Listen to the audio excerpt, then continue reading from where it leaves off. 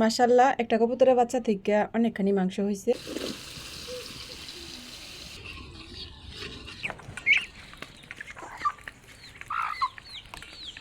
মাশাল্লাহ বাচ্চাটা অনেক বড় হয়েছে, তো আজকে এই বাচ্চাটা জবাই করে রান্না করি।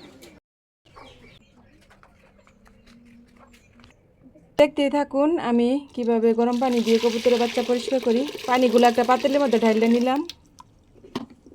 এখন আমি কবুতরের বাচ্চাটাকে চুবাইয়া নিমু।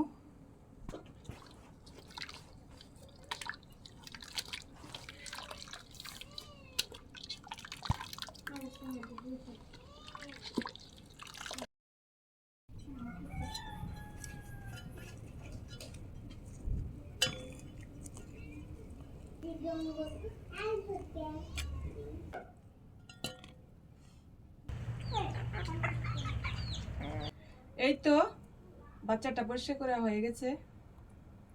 এখন আবার একটু হলুদের গুঁড়া দিয়া একটু ভালোভাবে পরিষ্কার করে নিব। এখন আর একটু ডইলা নিব ভালো করে।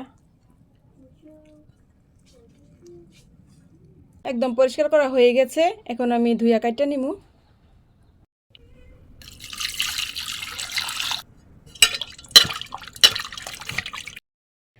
এই তো কাটা শেষ। মাশাল্লাহ একটা কবুতরের বাচ্চা থেকে অনেকখানি মাংস হয়েছে। এখন আমি ধুয়ে নিব।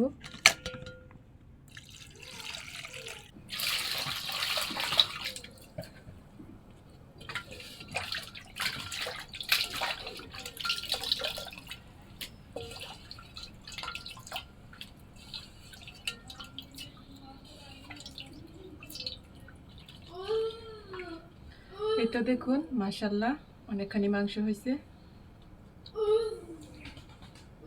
এবার রান্না করার পালা।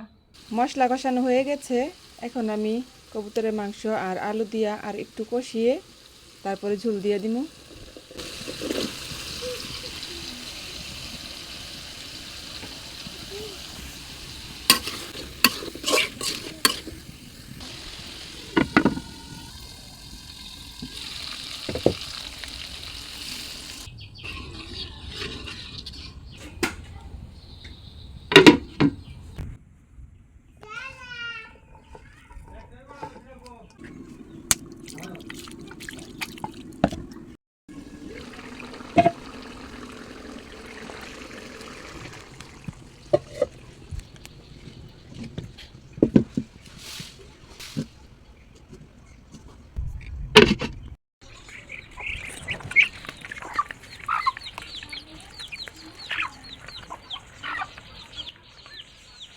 আতই তৈ তৈ তৈ তৈ আয় আয় আয় আয় তৈ তৈ তৈ তৈ তৈ তৈ তৈ।